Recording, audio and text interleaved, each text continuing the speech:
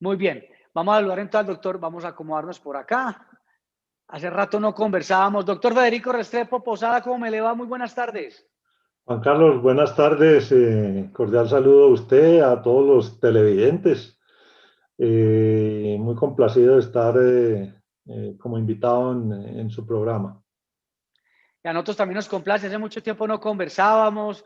Para quienes no lo conocen, que pues muy raro quien no lo conozca, si no es de Medellín, pues usted ha sido gerente de Integral muchos años, fue secretario de Hacienda de Medellín con muy buenos logros, fue secretario de Planeación, si la memoria no me falla, fue gerente de Empresas Públicas de Medellín, también tuvo un cargo que nos lo explica ahora que tenía que ver con el Urabá antioqueño, con la gobernación. Ha estado en muchas cosas, en lo privado, en lo público. Yo le había perdido un poco el rastro y hoy pues conocemos la noticia que es el nuevo rector de la Universidad de Medellín y que asume el 17 de diciembre. Así es, Juan Carlos, con mucho honor y muy honrado me siento pues de haber sido designado rector de esa gran institución. ¿Qué tal ser, usted no académico, había tenido ya un cargo parecido, algún tema de coordinación académica, algo que de pronto hubiera tenido algún ejercicio en lo académico, desde la parte directiva, por supuesto? Pues en lo académico yo había sido profesor, fui profesor de una materia que se llamaba Energética 1, 2 y 3, o sea, en 3 semestres consecutivos en la Escuela de Ingeniería. Claro. Y ese básicamente fue, digamos, mi primera participación y fui asistente de investigación en un proyecto de investigación en la universidad que me acogió para la maestría, que era la Universidad de Mississippi en Estados Unidos.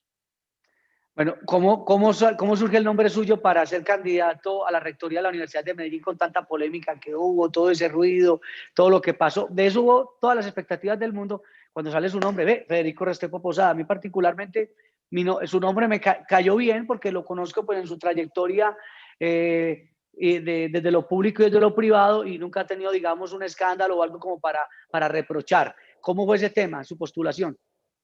Juan Carlos, pues yo también fui uno de los primeros sorprendidos porque a mí me llama la firma Cazatalentos, que así se denominan, a un domingo, me acuerdo, a las 2 de la tarde, hace como mes y medio más, a proponerme que me postulara para ese cargo que le habían encargado a ellos encontrar, digamos, como 6 posibles postulantes para que una comisión de la conciliatura de la universidad, pues de esos 6 seleccionara una terna que después la plenaria de la conciliatura pues tomaría la decisión de los 3 de la terna a quién designarían. Pues obviamente pues la primera inquietud y a lo que yo le apostaba era que fuese un proceso transparente, que no fuese, digamos, preasignado y que simplemente hiciera uno parte de un juego y me sometí, digamos, como las reglas del juego de ese proceso de selección y en efecto fue un proceso transparente, fue un proceso objetivo. No hubo, digamos, ninguna, pues por lo menos en lo que a mí me corresponde, ninguna intervención de nadie, ningún miembro de la conciliatura.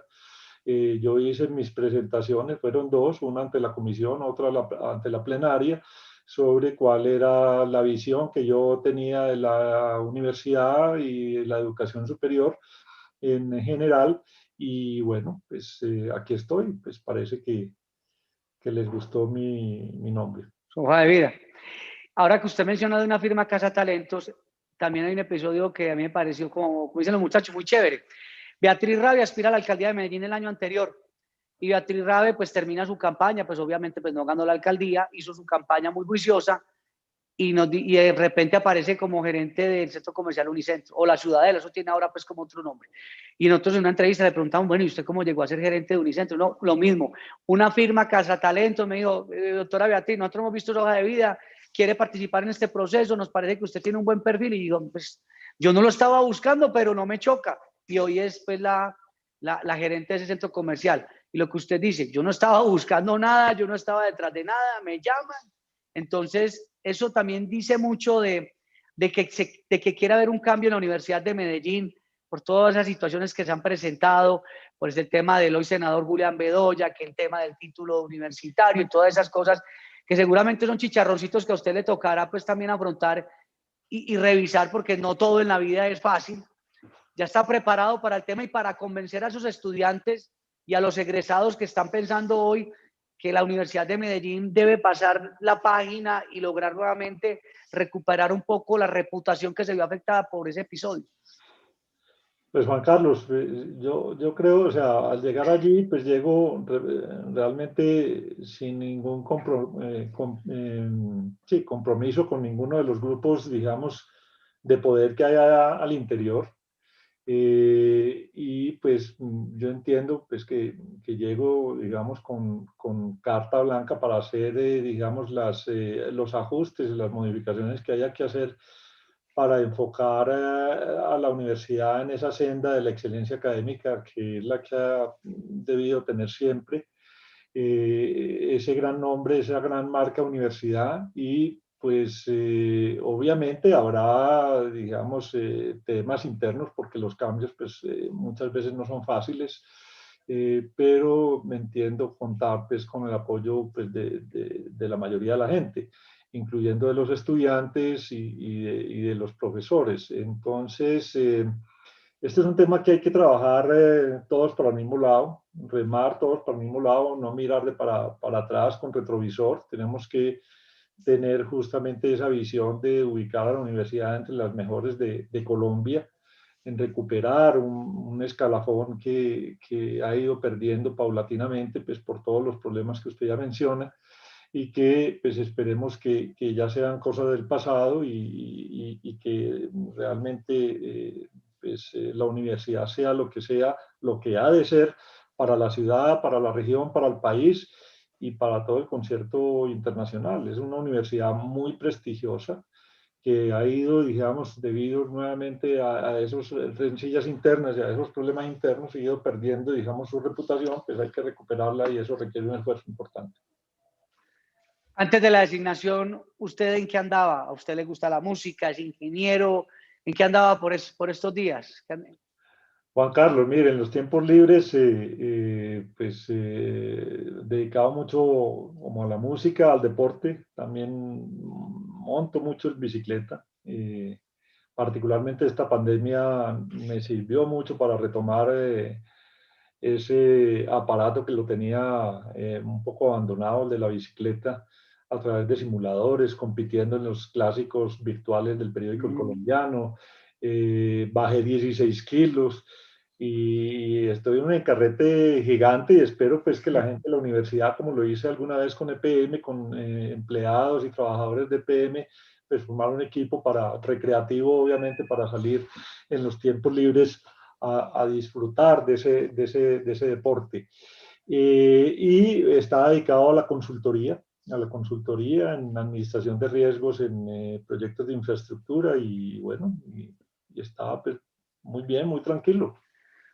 Cuando surge su nombre como nuevo rector, entonces surgen posiciones, no, es que eso es político, esto, y usted acaba de decir, no, es que fue una firma Casa Talentos, le ha tocado explicar mucho ese tema, Pero no de que lo mucho, suyo no tiene que ver con un tema político. pero no mucho. Lo que a algunos colegas suyos les decía cuando me entrevistaron al principio, les hacía la pregunta, ¿por qué será que este tema de la Universidad de Medellín siempre se resume es a un tema de lucha de poderes políticos, ni siquiera de poderes internos, sino de poderes políticos asociados con partidos y con grupos y con directorios políticos particularmente locales?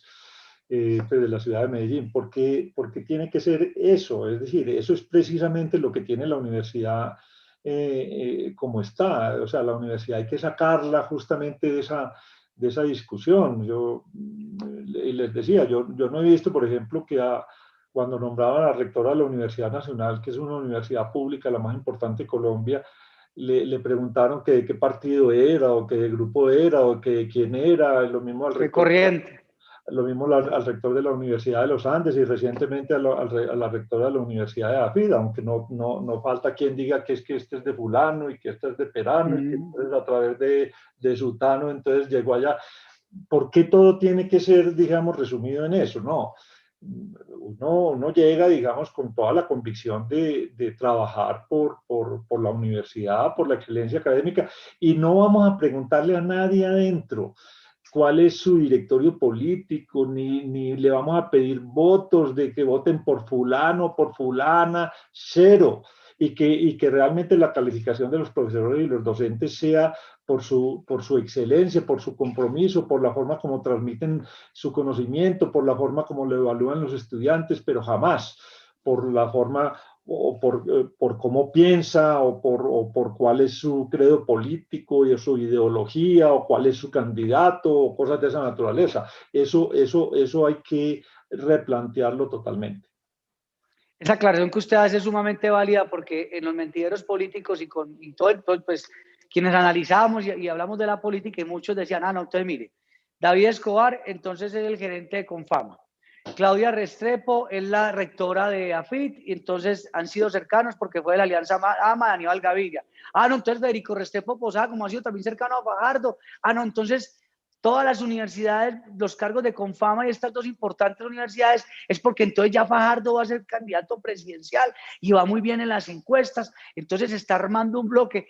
Se exagera muchas veces en esto, se le mete mucha cosa, mucha fantasía, ¿o qué pasa allí?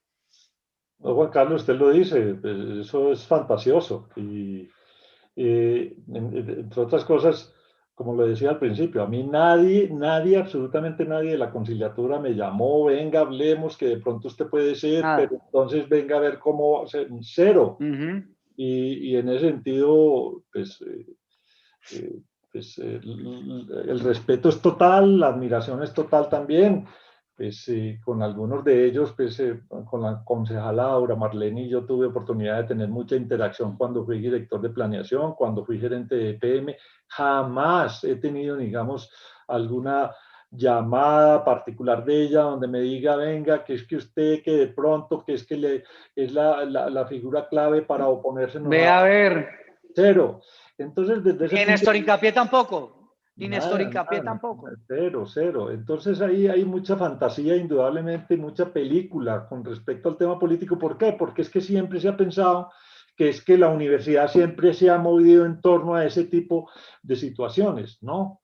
Yo entiendo que la decisión de la conciliatura justamente de buscar a alguien que fuera distinto, por supuesto, pues el perfil mío pues gustó por la gran mayoría de los conciliarios, es justamente, es como un llamado de la comunidad universitaria, donde replanteemos todo esto y enfoquemos a la universidad a lo que debe ser. No, no, Pero no. parece que el mensaje, pero parece que el mensaje que usted dice se ha recibido bien, porque lo que yo he percibido, hay unos grupos de redes sociales de la Universidad de Medellín que estuvieron dándole muy duro al tema de Julián Bedoya durante este año y el anterior. Cuando mencionaron su nombre, yo no sentí un rechazo, por lo menos yo no percibí eso. Entonces yo creo que eso es un buen síntoma, porque si hubiera habido un rechazo, es que esto es una ficha política, no. Llega como alguien que le devuelve a los estudiantes, a los egresados, como algo de confianza, es lo que uno como que percibe. No sé si usted también lo percibe así o qué ha escuchado.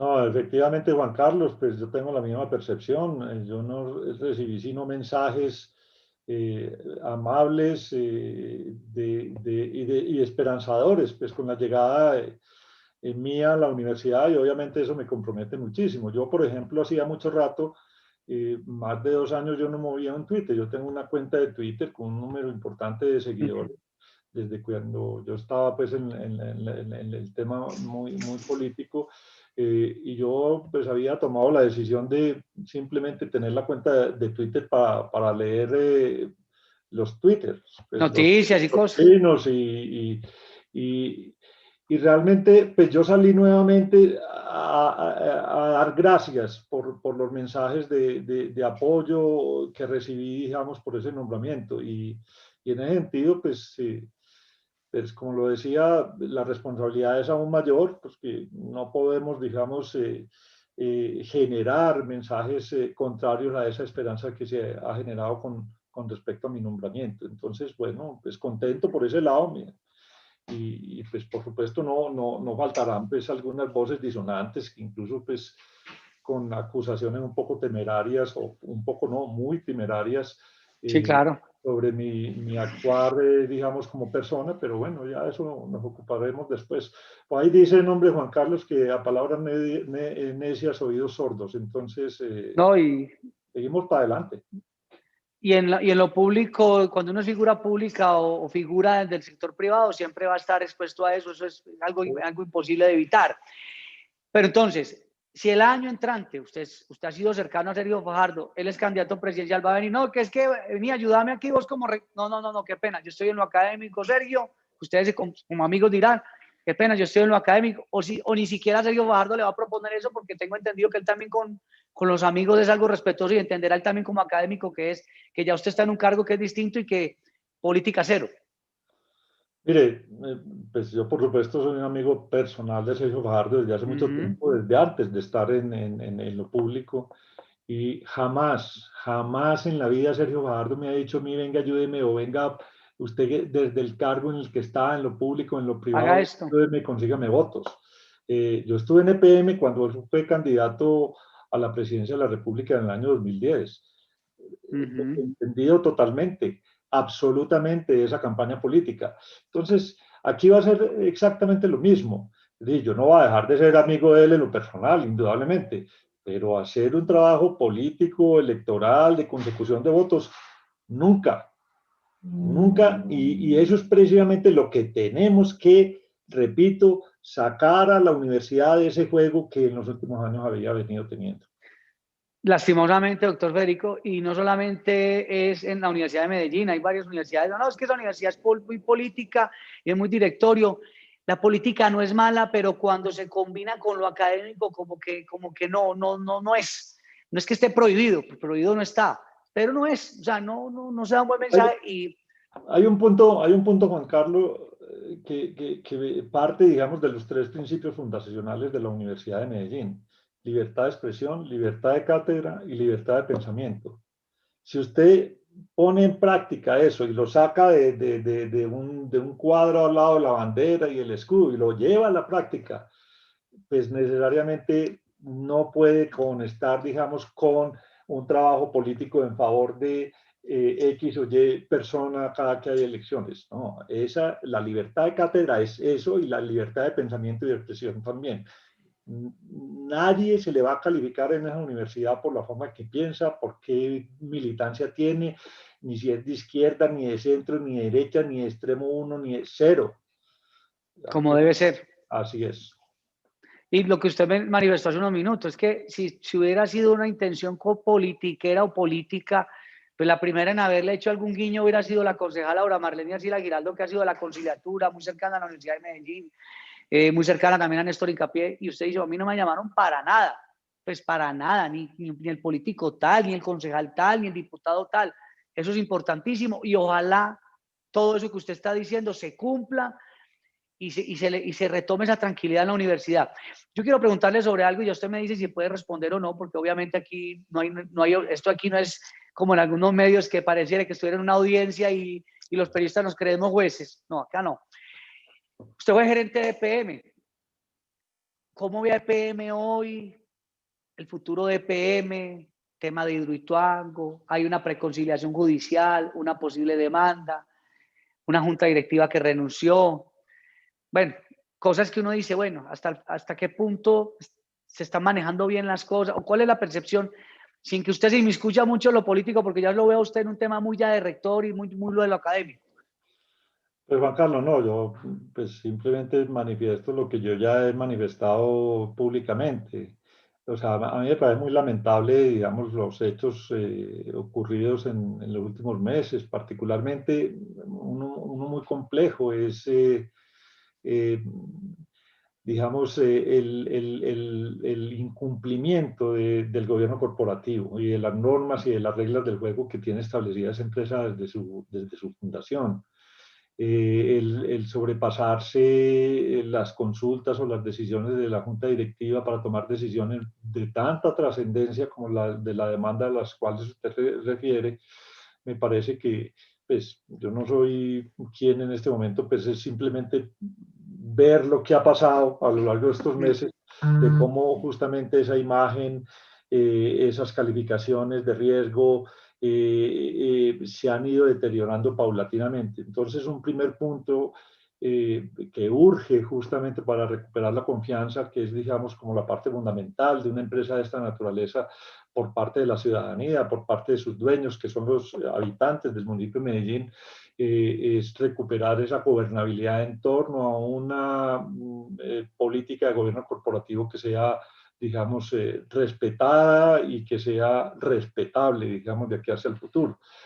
Frente al tema de Hidroituango, pues yo diría que aquí se han como cambiado un poco las prioridades. No conozco, digamos, de fondo el porqué de las decisiones que se tomaron frente a esas demandas a los contratistas, sabiendo pues que el seguro lo había pues, aceptado la cobertura, un montón de cosas, y que pone en riesgo justamente lo más importante de ese proyecto, que es ponerlo a funcionar. Es que uno ponerse a pelear con el proyecto todavía, precisamente con las personas que tienen en sus manos sacarlo adelante, me parece que es un despropósito. Entonces, lo primero que hay que hacer es pues, recuperar el rumbo de ese proyecto, que pues, yo creo que están hasta ahora en esas.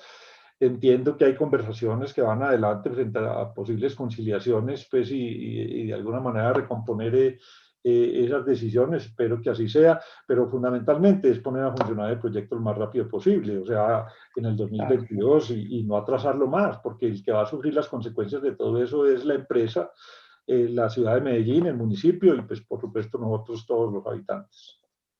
Es que yo veo el siguiente escenario sin ser experto. Veo, se dice que hay pues un recurso de 9.9 billones de pesos que se tiene que recuperar. Se habla de unas aseguradoras, pero que entonces pretenden que los contratistas paguen esos 9.9, uno lo pagaría a las aseguradoras, eso está por verse, porque yo no sé si el tema de todo riesgo es que yo puedo hacer lo que quiera, no sé, pero lo que usted dice es cierto, o sea, el contratista o me termina la obra y yo lo presiono para que la termine, o se dedica a responder legalmente el tema de lo económico. Yo no sé si el contratista le va a dar para enfrentar las dos situaciones. O responde el tema litigioso o responde cómo organizar y recuperar la obra que finalmente pues la necesitamos, porque si no, entonces se atrasa la obra, entonces vamos a tener problemas. Primero, ¿cómo pagan los 9.9 billones y quién los paga? Segundo, ¿cuándo entra en operación Hidroituango? Entonces más pérdidas económicas, no solamente para Medellín, sino para el departamento, que tiene también una importante participación. Entonces, usted que fue gerente ya hace algunos años, se hubiera podido dar un manejo sin dejar de hacer las cosas un poco más prudente? Mire, yo se lo voy a citar con un ejemplo para dar, digamos, como mayor comprensión, porque pues, los que tienen carro, pues la mayoría de ellos lo tienen asegurado. Entonces, supongo que usted tiene su carro asegurado y se choca contra otro carro, que posiblemente también esté asegurado, pero posiblemente, eso no lo sabes vos. Y, y vos suponés que el que te chocó tiene la culpa. Y le dice a la compañía de seguros, vea, venga un momentico, no, como yo sé que estoy seguro de que este señor que me chocó tiene la culpa, pues no se preocupe usted que yo lo voy a demandar, yo lo demando, o sea, yo no hago uso de la De mi cobertura, póliza. de mi póliza, de la cobertura que yo tengo, y yo lo demando, sin saber si me va a ganar la demanda, porque yo creo que es culpable, pero a lo mejor no lo es. Y el otro que A me lo mejor chocó, no. pues, o con quien me choqué, pues también posiblemente tiene la plena convicción de que no es el culpable. Entonces, ¿quién está dirimiendo eso? Lo está dirimiendo un juez. Y saca a la compañía de seguros de esa decisión. La compañía de seguros feliz dice, ah, no, pues listo, Claro. yo no tengo que pagar nada, es un problema de ellos, ¿cierto? Más o menos, obviamente guardando las proporciones, eso fue lo que ocurrió, o lo que ha venido ocurriendo, que ojalá pues se recomponga. Entonces, afortunadamente la compañía de seguros no dijo, bueno, no, listo, no, entonces yo no me meto, eh, sino que antes al contrario dijo, no, yo pues ya considero que tengo, pues que hay cobertura y empiezo a hacer los desembolsos, entiendo que ya van 250 millones de dólares de desembolso en ese sentido. Ahora, ¿qué hizo la compañía de seguros? Como hace cualquier compañía de seguros. Yo le digo a un ajustador que me haga un informe y que me diga a mí, si ese señor es culpable o no. Y entonces, si es culpable, pues yo ya veré, yo a mi cliente EPM le pago lo que corresponde. Y trato de recuperar yo, compañía de seguros, no EPM, sino compañía de seguros. De repetir contra... Claro, de repetir contra los que mi ajustador me dijo que eran culpables. Ese es el famoso informe ese que dicen que no sé, Que que era no se puso en misterioso, que no sé qué. conocimiento, que se escondió, que no sé qué. No, eso es un informe interno de ellos. EPM también Claro. hizo su propio informe, el de Scava. Y posiblemente cada uno de los contratistas los tiene, y tiene seguros, y tiene compañías de seguros. Esta es una pelea que no se va a resolver de aquí al año 2022 y mucho menos en 3 meses como No, se pensaba. Entonces, no. y le traigo a colación, por ejemplo, la discusión del metro. Recuerde el metro de Medellín, que tuvo también unas grandes, inmensas, cuantiosísimas demandas de contratistas contra la empresa Metro y viceversa. ¿Cuándo se resolvió eso? 20 años después. ¿Y cómo se resolvió? En tablas. Y tuvo el Estado también que inyectar un recurso porque no había de otro. Exactamente. En tablas. Eso cada cual lo resolvió por su lado. Claro. Entonces, solo, la diferencia fue que eso no interrumpió para nada, solamente hubo un El tiempo, proyecto. exactamente, entró a funcionar el proyecto y listo, ya siguieron las demandas, eso es lo que se debe haber ocurrido. Yo no creo que es que hubiera una instancia que había que acometer rápidamente, porque si no, entonces se perdía, digamos, la opción, como se ha mencionado, ¿no? Eso, pues no sé, repito, no tengo toda la información para tratar de entender qué motivó, digamos, una decisión de esa naturaleza y además no solo de la decisión, sino haber ignorado a la junta directiva en la toma de esa decisión. Le entristece, doctor Federico, que de pronto la reputación de EPM se esté deteriorando no solamente en el ámbito nacional, sino internacional, porque pues EPM tiene negocios en el ámbito internacional también.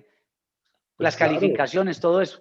pues claro, es que la reputación de una empresa de servicios y de servicios públicos esenciales como esta, pues es absolutamente esencial para la confianza de los usuarios y dueños a la vez. Es decir, mi disposición a pagar, pues mencionemos acerca de reputación, por ejemplo, un paralelo de lo que es Electricaribe o lo que fue Electricaribe frente a sus usuarios con una empresa de esta naturaleza. Es decir, es un activo intangible muy valioso. Esa marca EP Claro. es muy valiosa y es muy valiosa frente a todos los grupos de interés, a los tenedores de bonos, a todo el mundo.